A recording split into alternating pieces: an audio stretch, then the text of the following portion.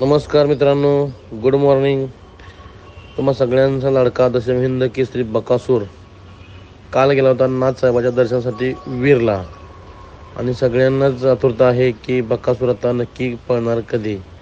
मित्रांनो, बकासूर आज कडेगाव तालुक्यामधलं एक नामवंत मैदान व्यापूर तालुका कडेगाव जिल्हा सांगली येथे आज पळणार आहे बकासूर.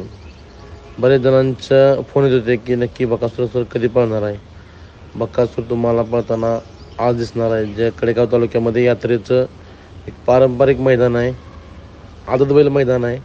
आणि त्या मैदानामध्ये तुमच्या सगळ्यांचा लाडका दशम हिंद केसरी बकासूर एका चांगल्या पायऱ्यामध्ये पळताना दिसणार आहे. बैल काल वीरला गेला होता.